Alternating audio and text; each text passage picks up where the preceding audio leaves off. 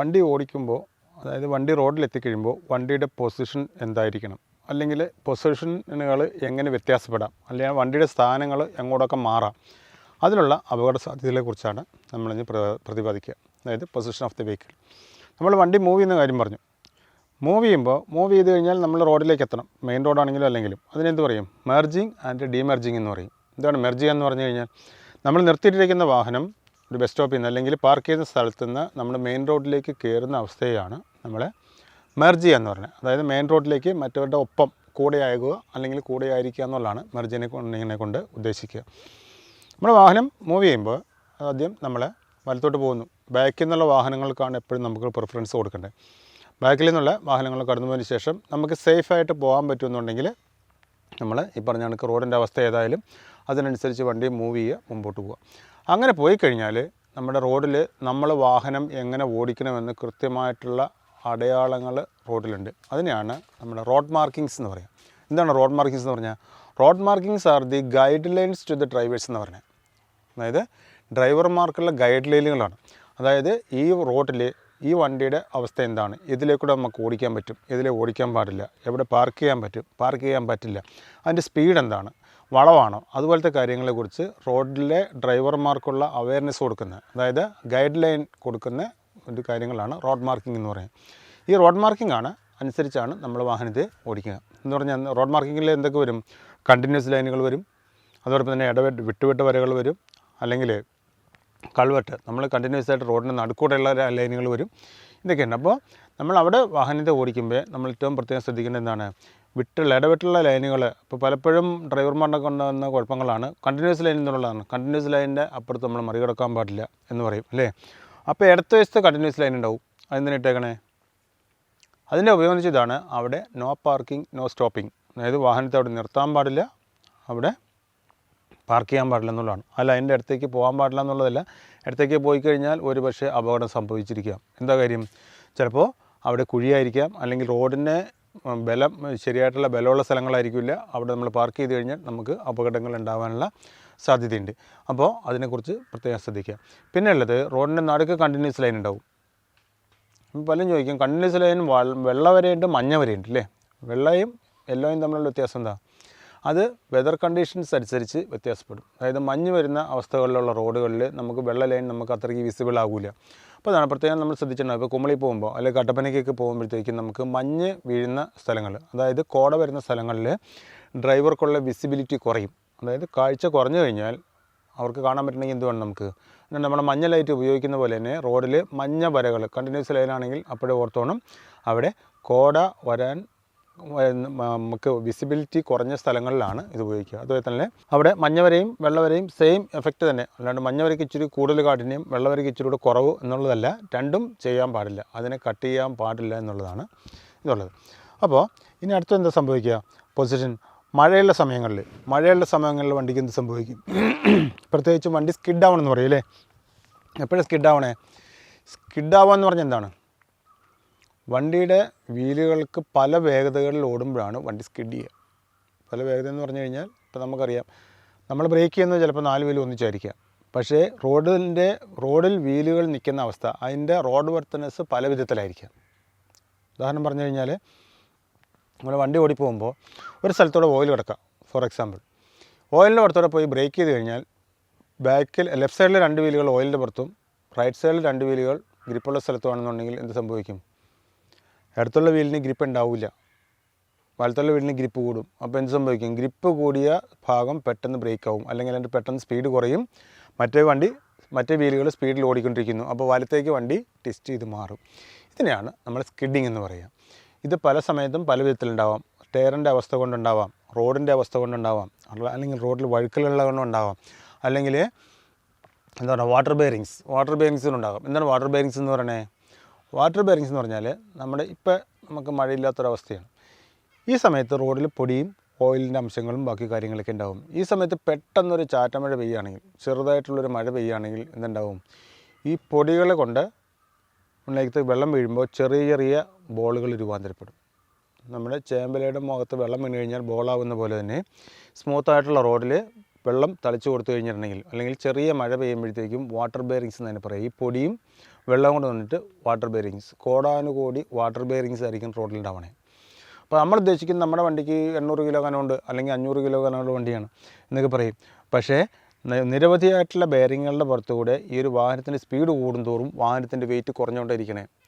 കുറഞ്ഞ വെയിറ്റിൽ ലക്ഷോപലക്ഷം ബെയറിങ്സിൻ്റെ വാട്ടർ ബെയറിങ്സിൻ്റെ പുറത്ത് കയറി കഴിഞ്ഞാൽ വണ്ടിയുടെ ഗ്രിപ്പ് നഷ്ടപ്പെടും. അങ്ങനെ വരുമ്പോഴത്തേന് എന്തുണ്ടാവും, വണ്ടി സ്ലിപ്പ് ചെയ്യാനുള്ള സാധ്യത കൂടുന്നു. അപ്പോൾ നമ്മൾ അതിനെ ഒഴിവാക്കണമെങ്കിൽ എന്ത് ചെയ്യണം, വാഹനത്തിൻ്റെ വെയിറ്റ് കൂട്ടണം. വെയിറ്റ് കൂട്ടണമെങ്കിൽ എന്ത് വേണം, വണ്ടിയുടെ സ്പീഡ് കുറയ്ക്കണം. സ്പീഡ് കുറച്ച് കഴിഞ്ഞാൽ ഈ വാട്ടർ ബെയറിങ്സിനെ പൊട്ടിച്ചുകൊണ്ട് നമുക്ക് ഓടിക്കാൻ പറ്റൂ.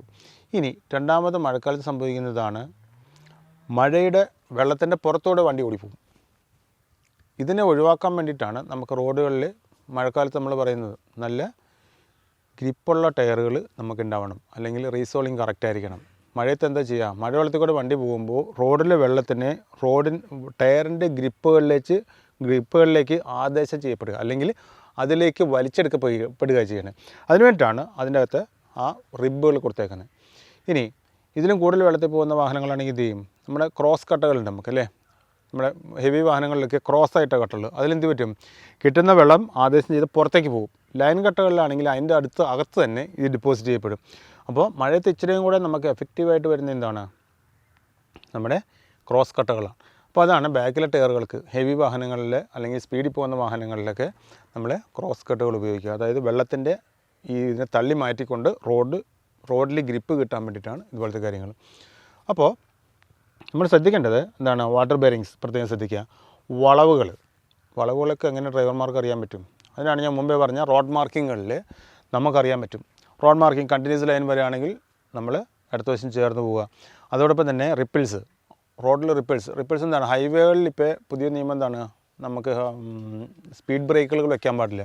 കാര്യം എന്താ, ഡ്രൈവർമാർക്ക് അറിയില്ലാത്തവരായിരിക്കും വരുന്നത്. വളരെയധികം സ്പീഡിൽ പോകുന്ന വാഹനം സ്പീഡ് ബ്രേക്കറുകൾ ചാടി കഴിഞ്ഞിട്ടുണ്ടെങ്കിൽ എന്ത് സംഭവിക്കും, ആക്സിഡൻറ്റുകളുണ്ടാവും. 2 വീലറുകൾ, അതിന് വലിയ വണ്ടി, ചെറിയ ലൈറ്റ് വാഹനങ്ങൾക്ക് കുഴപ്പങ്ങളുണ്ടാവും.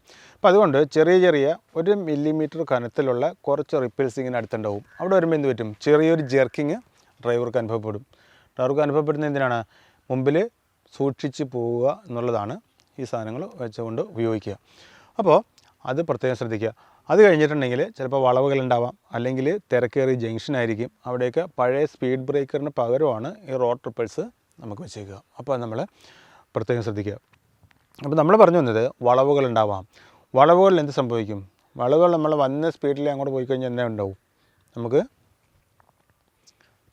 ഡയറക്റ്റ് ഒരു വണ്ടിക്ക് 3 ഫോഴ്സസ് ആണ് ഉണ്ടാവണേ. ഒന്നാമത്തേത് നമ്മൾ ഡയറക്ഷൻ ഫോഴ്സ്, വണ്ടി മുമ്പോട്ട് പോകാനുള്ള ഒരു വേഗത ആർജിക്കും വീല് വഴി. രണ്ടാമതായിട്ട് മൊമെൻ്റം ഫോഴ്സ്, അതായത് ഗതികോർജ്ജം എന്ന് പറയും. രണ്ടാമതായിട്ട് വണ്ടിയുടെ ആകർഷണം, താഴത്തേക്കുള്ളൊരു ബലം, അതായത് വണ്ടിയുടെ വെയിറ്റ്, മാസ് എന്ന് പറയും, അതുണ്ടാവും. മൂന്നാമതായിട്ട് ഒരു ബലം കൂടി ഉണ്ടാവും വാഹനത്തിന് വളവിൽ ചെല്ലുമ്പോൾ, സെൻട്രിഫ്യൂഗൽ ഫോഴ്സ് എന്ന് പറയും. അതായത് വാഹനം വളഞ്ഞു പോകുമ്പോഴത്തേക്കും ആ റൗണ്ടിൽ നിന്ന് പുറത്തേക്ക് തള്ളിക്കളയാനുള്ള ഒരു ഫോഴ്സ് അവിടെ ഉണ്ടാവും. അതിനെയാണ് നമ്മൾ പറയുന്നത് എന്താണ്, സെൻട്രിഫ്യൂഗൽ ഫോഴ്സ് എന്ന് പറയും. അതായത് ഉദാഹരണത്തിന് നമ്മളൊരു വടിയിൽ കയറ് കെട്ടി വെച്ച് അതിൻ്റെ അറ്റത്തൊരു ചരട് കെട്ടി അതിൻ്റെ അറ്റത്തൊരു കല്ലിട്ട് കറക്കി കഴിഞ്ഞാൽ ഇതെന്ത് സംഭവിക്കും, ഇതിങ്ങനെ കറങ്ങും. പതുക്കെ കറങ്ങുമ്പോൾ താഴെ കറങ്ങും. സ്പീഡ് കൂടുന്തോറും ഇതിൻ്റെ ഒപ്പം പാരലായിട്ട് ഇത് കറങ്ങുന്നൊരവസ്ഥയിൽ വരും. ഫുൾ സ്പീഡിലാക്കിയിട്ട് ഇതിനെ കട്ട് ചെയ്ത് വിട്ട് കഴിഞ്ഞാൽ എന്ത് സംഭവിക്കും, ഈ സർക്കിളിൻ്റെ അകത്തുനിന്ന് ഈ കല്ല് പുറത്തേക്ക് തെറിച്ച് പോകുന്ന ഒരവസ്ഥയുണ്ടാവും. ഈ 60 കിലോമീറ്റർ സ്പീഡിൽ ഓടുന്ന കല്ലാണെന്നുണ്ടെങ്കിൽ അത്രയും സ്പീഡിൽ കട്ട് കഴിഞ്ഞാൽ അത്രയും ഔട്ടിലേക്ക് ഈ സാധനം പോകും, അത്രയും ദൂരേക്ക് തെറിച്ച് പോകും. ഇത് തന്നെയാണ് നമ്മുടെ വാഹനത്തിന് സംഭവിക്കുക. ഇങ്ങനെ കറങ്ങിക്കൊണ്ടിരിക്കുന്ന സർക്കിളിൻ്റെ ഒരു ഹാഫ് സർക്കിളോ അല്ലെങ്കിൽ ക്വാർട്ടർ സർക്കിളിലായിരിക്കും നമ്മുടെ വാഹനം നിൽക്കുക. അവിടെ വെച്ച് എന്ത് സംഭവിക്കും, ഈ പെട്ടെന്ന് വണ്ടിയെ ബ്രേക്ക് ചെയ്ത് നിർത്തേണ്ട അവസ്ഥയിൽ വന്നു കഴിഞ്ഞാൽ അവിടെ മൊമെൻ്റം ഫോഴ്സ് നിൽക്കും, നമ്മുടെ മാസ് നിൽക്കും. അതോടൊപ്പം തന്നെ ഇതിൽ സെൻട്രിഫ്യൂഗൽ ഫോഴ്സ് വർക്ക് ചെയ്യും. അതാണ് വണ്ടി നിന്നിട്ട് ഈ സർക്കിളിൽ നിന്ന് ഔട്ടറിലേക്ക് മറിയാനുള്ള സാധ്യത കുറയും. ഇത് ഒഴിവാക്കാൻ വേണ്ടിയിട്ടാണ് ഈ സെൻട്രിഫ്യൂഗൽ ഫോഴ്സ് എപ്പോഴും റൗണ്ടിൻ്റെ പുറത്തേക്ക് വരിക. ഉദാഹരണത്തിന് ഞാൻ പറഞ്ഞാൽ നമ്മൾ സൈക്കിൾ ചവിട്ടുമ്പോൾ നമ്മളറിയാം, ഒരു വളവ് തിരിക്കുമ്പോൾ നമ്മൾ വലത്തോട്ടുള്ള വളവ് തിരിക്കുമ്പോൾ വലത്തോട്ട് സൈക്കിൾ ഉപയോഗിക്കുന്ന ആൾ ചരിയും. നേരെ മറിച്ച് ഇടത്തോട്ട് ചരിഞ്ഞു കഴിഞ്ഞാലോ ഈ സെൻട്രിഫ്യൂഗൽ ഫോഴ്സിൻ്റെ ഫലമായിട്ട് ഇയാൾ പുറത്തേക്ക് ഈ സർക്കിളിൽ നിന്ന് പുറത്തേക്ക് മറിഞ്ഞ് വീഴുന്ന ഒരവസ്ഥയുണ്ടാവും. ഇത് തന്നെ നമ്മുടെ വാഹനത്തിന് സംഭവിക്കും. അപ്പോൾ നമ്മളെന്ത് വേണം, റോഡുകൾ ഡിസൈൻ ചെയ്തിരിക്കുന്നത് അങ്ങനെയാണ്. വലത്തോട്ടുള്ള വളവാണെങ്കിൽ വലത്തോട്ട് കർവ് ഉണ്ടാവും. എന്തിനാണ്, അതിൻ്റെ ഇടത്തോട്ട് ഈ വാഹനം തെറിച്ച് പോകാതിരിക്കാൻ വേണ്ടിയിട്ടാണ് ഈ വലത്തോട്ടുള്ള ഫോഴ്സ് കൂടെ കൊടുക്കുക. അപ്പോൾ എന്ത് വേണം, വളവുകളിൽ ചെല്ലുമ്പോൾ എപ്പോഴും എന്താ പറയണേ, നമ്മൾ കൃത്യമായിട്ട് മെക്കാനിസത്തിൽ അത് പറയുന്നത് നമ്മൾ വേഗത ചെയ്യുന്ന വാഹനം നമ്മൾ ബ്രേക്കിന് അപ്ലൈ ചെയ്ത് സ്പീഡ് കുറച്ചതിന് ശേഷം മാത്രമേ ഇൻ സ്ലോ ഔട്ട് ഫാസ്റ്റ് നമ്മൾ പറയാം. സ്ലോയിൽ അങ്ങോട്ട് ചെല്ലുക, വളവ് തിരിഞ്ഞ് സ്റ്റഡിയായി വരുമ്പോൾ നമ്മൾ സ്പീഡ് കൊടുത്ത് പോവുക.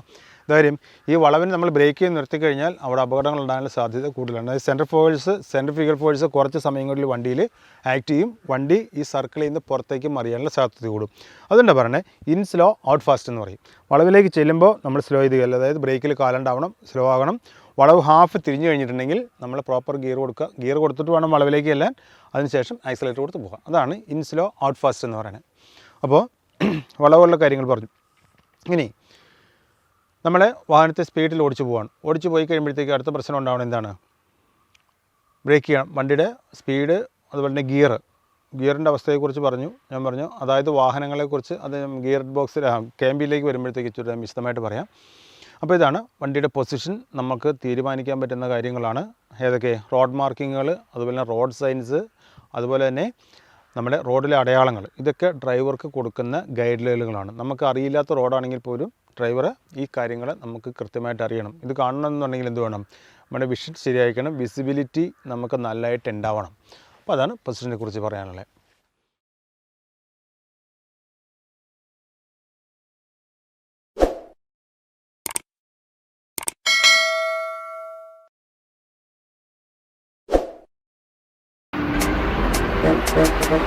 Thank you.